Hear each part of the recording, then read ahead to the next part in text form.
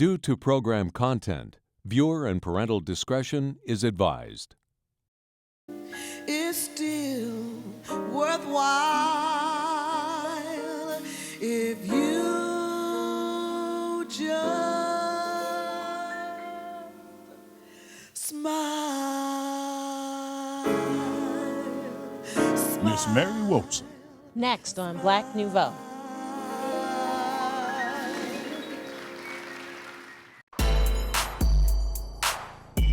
Good evening and welcome to this edition of Black Nouveau. I'm Milton Dockery. And I'm Faith Colas. We're glad you could join us. This week, we'll hear from former Supreme Miss Mary Wilson. We've got a dramatic monologue from the production M about an addicted mother and an interview with the actress who delivers it. But first, we begin with the Pulitzer Prize-winning author, Edward P. Jones, whose last visit to Milwaukee was to promote his book, All on Hagar's Children. Our Lady Collins has that story. When the first phrase of it, someone first described it as a historical novel, I was rather surprised because I never thought of it that way. I did not read any books. Meet Pulitzer Prize winner Edward P. Jones as he clears up any misconceptions about the book, The Known World, the book that won him the award. No grandparent told me the story. No one told the story to someone else, and that person told it to me. I just want to get that on the record. It's a novel about 1855 Virginia, and at the center of it is a man who dies early on in the book. Henry Townsend, who is 31 when he dies, and he owns 33 slaves, a black man. How did you come up with the premise for that one? It's hard to say how the imagination works.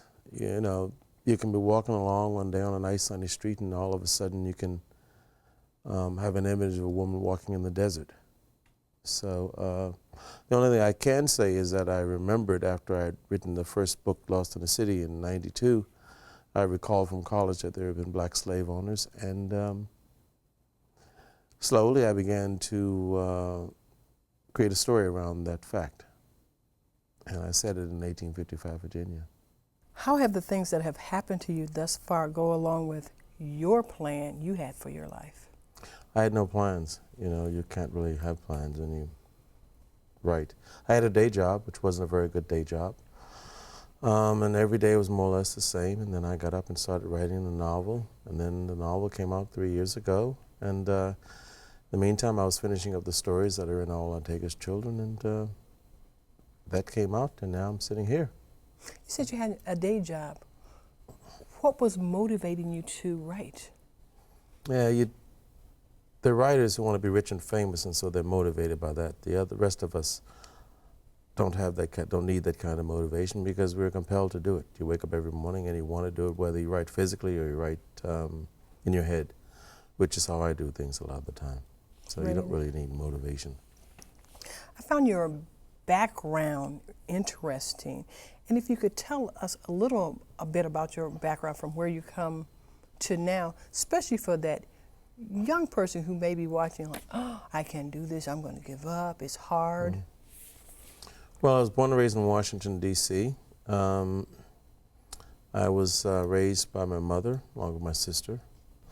My mother was a dishwasher, worked in a restaurant, and had great difficulties, of course, paying the bills and all of that. But she wanted me to have an education, and I ultimately did. So yeah, it was hard in the beginning, but my mother always said, you make a way out of no way. I went to the Washington, D.C. public schools. Then I went to college. And a few years later, I went to graduate school for a Master of Fine Arts in Creative Writing. And after that, I came and got the day job, which wasn't anything to speak of, but it did pay the bills. In the meantime, I was writing off and on. And in 1992, I published my first book, Lost in the City, a collection of stories about people in Washington, D.C. And then in 2003, the novel.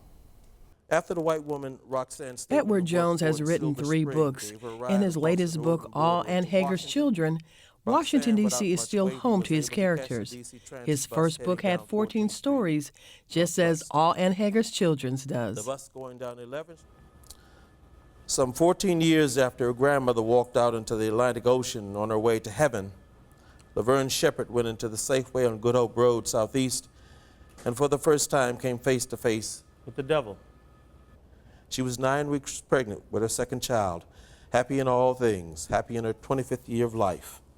The devil said, himself, come all this way, come all the way across the river, swim all the way across that Anacostia.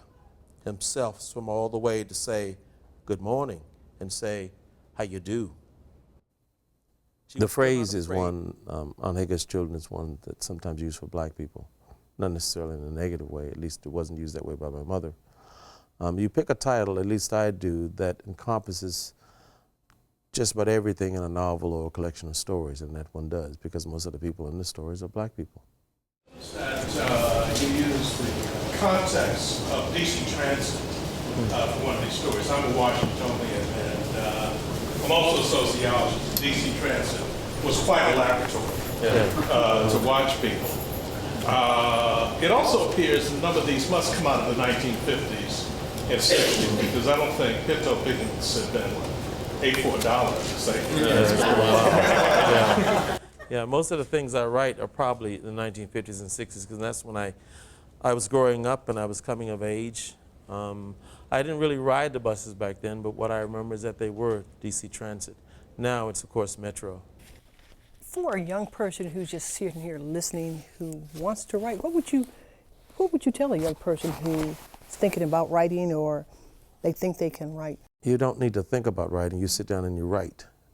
It's not like you want to be a doctor, you need to go to school. What I always say is that you can walk by some clean dumpster and find plenty of paper. One side may be used, but the other side almost always is not used. You can walk along a street and find a pencil, and there you can begin. The libraries in this country are free, so it takes no money to go in there, get books, read and see what other people have done, and go on from there. Writers become writers, at least those who are serious about it become writers, because they've read something and something clicks in their mind eventually that maybe, just maybe, they want to go down the same road. There are people who write because they want to be rich and famous. I can't speak about that because I've never once sat down and typed a word where I thought that I would become rich and famous.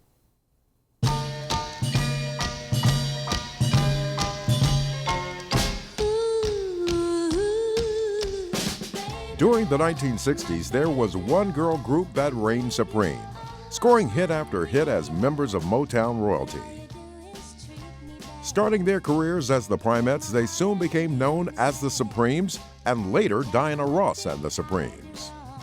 In the early days, the group consisted of Diana Ross, Florence Ballard, and Mary Wilson. During a rare Milwaukee appearance, I sat down with Mary Wilson to talk about her nearly 50-year career. Ms. Wilson, thanks so much for joining us. Thank you. Let me start here. As a teenager, all those many years ago, did you see yourself having this kind of staying power in such a competitive industry? Well, we always thought we were great. I mean, we really did. And you know what? We started singing, let me see, we were 13 years old, 12 and a half, 13, between the four of us. And I remember when we got together with Eddie Kendricks, Paul Williams, who were called the Primes, and we were called the Primettes. Our harmonies matched right at the very first time we started to sing together, and we just had this magic about us, and we realized that wow, we really are good. I mean, and as we went to Motown, and we auditioned, Mr. Berry Gordy turned us down, and he said, "Come back after you graduate from high school." So I remember Florence saying as we walked out the door, well, he must not be that great. He doesn't know how great we are. So I mean, that shows you how we really were quite good, though, for a young group. Now let's go back to the early years around Hitsville, or the home of Motown. Talk about what that environment had to be. You had Stevie Wonder over here, the Four Tops, the Temptations, the Miracles. Talk about the excitement that had to have been evident. I guess you could say it was almost like a musical Disneyland, We would go in there, and as you mentioned, the Four Tops, Stevie Wonder, Mary Wells, Marv Johnson, to name a few of the people who were there in the very early days. It was like magic. I mean, you could see Marvin Gaye over here playing the piano. You could see Stevie Wonder running around just playing with everyone because he was like the youngest person there. And yeah, it was a lot of creativity. And it was a place where if you had that kind of talent, you wanted to be around. So it was really, once we went there, we knew that's where we wanted to be. I mean, everybody was extremely talented. Everyone, Holland Dozier Holland, Mickey Stevenson, all those people who wrote all those great songs for us. It was just magical. I mean, I never dreamt of doing anything else after I went to Motown. Well, the Supremes had a couple of ho-hum years, if you will, before Berry Gordy hooked you all up with Holland Dozier and Holland, and the rest is magic. About 12 top 10 or #1 records during that period of time. Talk about that. Well, for us, it was great. I mean, in those days, people didn't have hit records every day. So we were recording, and you have to understand that we were 16 years old. So for us, it was exciting. I mean, we didn't look at it like ho-hum. And I know now all the people who are, the critics out there who are saying, well, this happened, those were the best years of our lives. We absolutely enjoyed it. We were also in high school at the time. And so I remember one of my teachers, Mr. Boone, saying to me, well, Miss Wilson, I see you still singing with that little group, the Primettes. He says, well, if you want to go out there and record, he says, you better pass my English class. Not widely known that you actually led a lot of the songs, or some of the songs that the Supremes performed or recorded, which kind of prepped you for 1970 when the group went one way, or Florence Ballard and Diana Ross went one way, and in came Jean Terrell and Sidney Birdsong. You had a decision. You were at a crossroad to keep the group together or to disband. Well, when we started singing because we each enjoyed doing it. So because we had hit upon a formula, and Mr. Berry Gordy was the one who sort of structured it after we got there, because that formula worked with all the hit records and everything, we continued doing that. But what we felt was our real core of the group was that each one of us did sing before we found the formula for hit records. So therefore, once Florence left, was no longer there, and once Diane left, I had to, as you say, make up my mind, what did I want to do? Well, heck, I started singing because I wanted to sing. So because they were gone, I continued to sing. Your two books, Dream Girls, My Life as a Supreme, and also Supreme Faith, Someday We'll Be Together, kind of told two different stories. In the latter, Supreme Faith, you shared a very abusive marriage that you went through. Talk about that. In many ways, I'm a very closed person, but in many ways, I'm extremely open. And I felt that to write the story, I'd have to write everything, pretty much everything. But as Duke Faker and I said the other day, he said he was going to write a book, Duke of the Four Tops. Yeah. And he says, well, but Sweet Pea, I'm not going to tell everything. I said, well, I didn't tell everything either. I mean, you don't have to tell everything, Yeah. But I thought it was important to be as open as I could be, because people know everything about your life anyway when you're an entertainer. So you better try to be as honest as you can, because they'll dig it up and and then write it and you say, oh my God, and you're caught in this big lie. Right. So I tried to be as open as I could without telling everything. On a side note, you found it important to go back to Detroit and be a part of the Four Tops 50th anniversary celebration. Why so? Duke and I were actually Motown sweethearts. And that happened a lot at Motown. Sure. In fact, a lot of the groups got married to each other. Some of the, I think it was Marvelettes married some of the Miracles, and that happened because we were all kind of together a lot, and we didn't hang out with the public. Right. So we kind of dated within the neighborhood, so to speak. They had put together this special for the Four Tops, and called and asked if I wanted to be a part of it. And I'm like, well, I want to be a part. So I flew in and was on the show with them. And I'm so happy because that was the last time I had a chance to see Obie Benson in the group. But yeah, you know, those guys were just phenomenal. I mean, their harmonies were just great. They were the classiest male group, you know, at Motown. Talk about your music. Talk about what's keeping you busy now, new releases out. How do you stay energized and staying on the curve with so much competition? Well, I'm not energized right now. Oh my God, we've been flying around on this tour, and I'm very happy, you know, to be working and being so busy. Yeah. But I enjoy doing what I'm doing. I enjoy singing. I enjoy the different things that I'm doing. So I just enjoy staying busy. So give it all you got.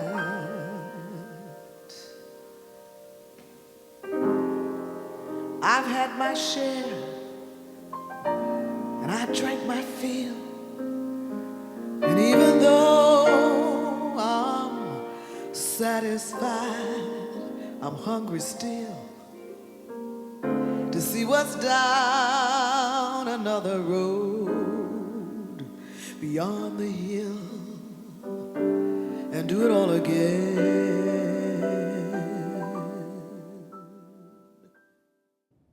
In M, a collection of mothers, one of the most moving monologues is from an addicted mother. We're about to bring you that monologue now, but we advise that this is adult material and may not be suitable for everyone, especially children. After the presentation, we'll have a conversation with the actress who delivers the monologue.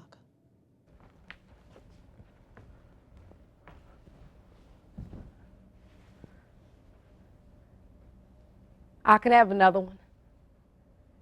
It's not like I haven't done it before. I remember the last time I had enough to get me wet for 3 months. Everybody thought I had won the lottery or something. But it was worth it being in that rehab them 9 months. Mama think I'm a monster because the way I make them and I sell them. But shit, I got to do what I got to do.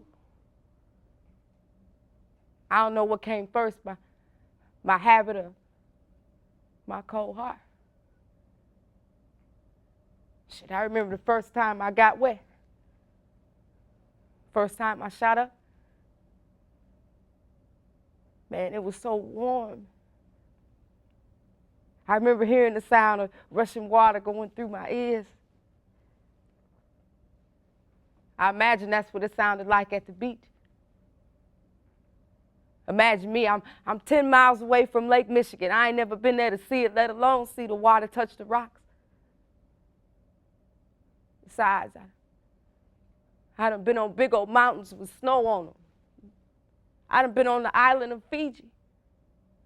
I done swam the Panama Canal. At least that's what I see when I'm high.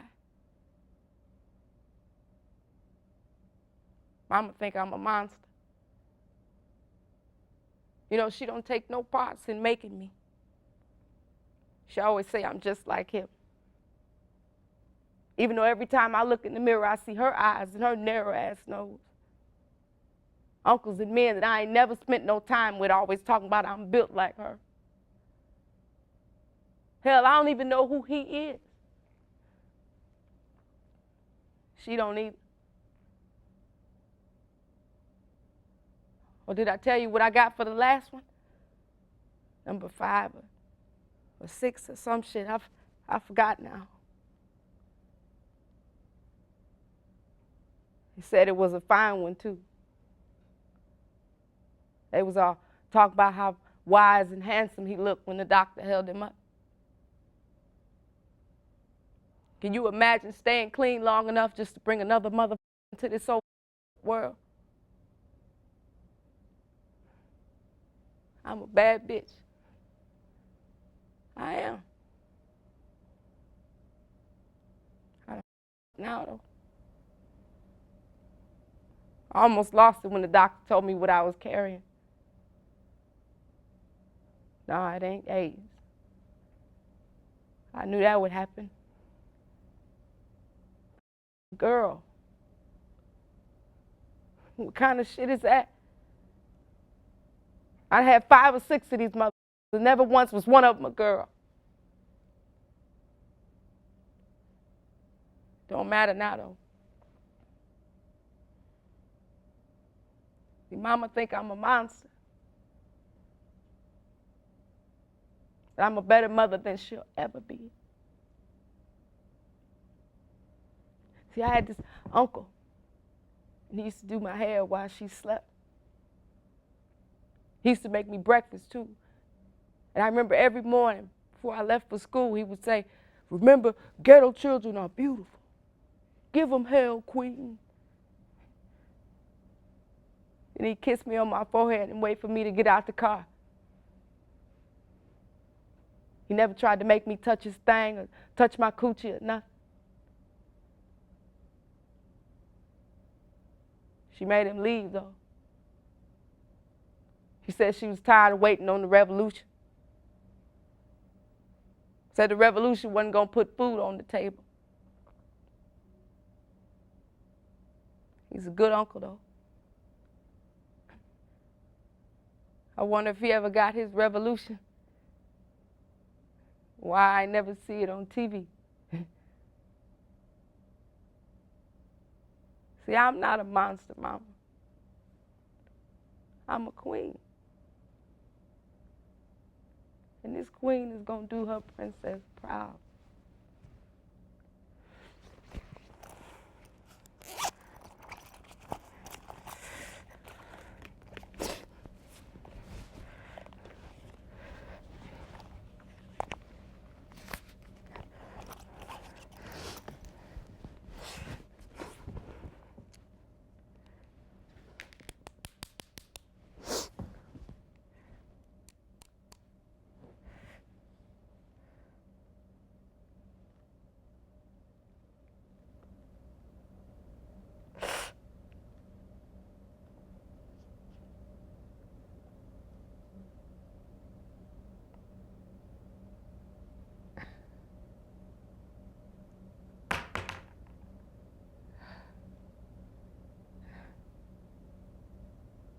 You feel that, princess? Feel like somebody just put a warm blanket on you, fresh out the dryer.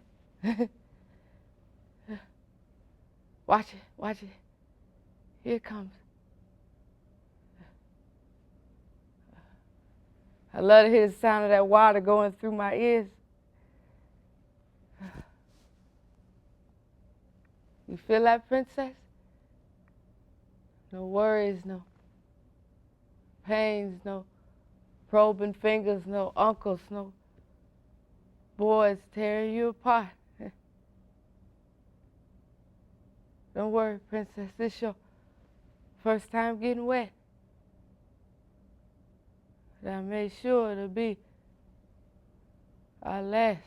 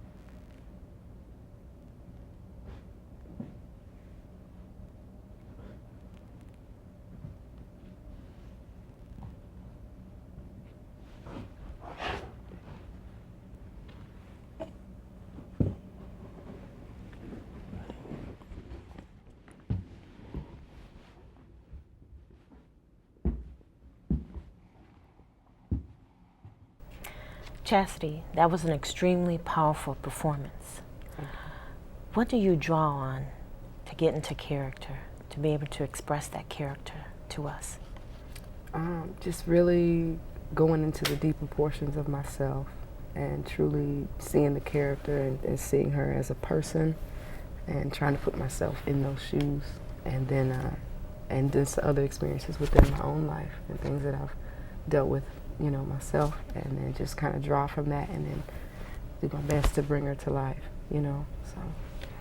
Is that draining? Is that physically training to to go deep into yourself spiritually and mentally? It is. We had many nights during the run of the play that I had to kind of pull myself back out, you know, and so it is emotionally draining and mentally draining. I have to kind of take a minute and sit down and just, okay, back to myself, bring myself back, you know what I mean? So, but it's definitely worth it, you know what I mean? But it is very, very challenging, you know, so I do have to rest afterward, you know. You mentioned, you shared with us that you had to go back into yourself to pull from some of your own experiences to do this character. It's a very powerful piece. It's a very powerful character. It probably touches many of us more than we want to share. Have you moved past those personal experiences? Thankfully, yes. It took a long time, and God's grace is on me. That's all I can say, and I have, and I'm grateful because I can draw back, and not in the present, but actually go back and look, and not be there anymore. You know what I mean? And use that for the character. So I'm grateful. You know, so I am past those things right now. So I'm glad. That's all I can say. That's wonderful. I just want to say thank you for joining us and sharing that character and giving us a piece of your life through this character. I think it's a powerful message, and I think our viewers will enjoy seeing the production. I hope so, and I thank you all for having us. This is a wonderful experience. Thank you. Thank you. And that wraps up this edition of Black Nouveau. Remember, in the coming week, do something to expand your world. Good night. Good night, and thanks for watching.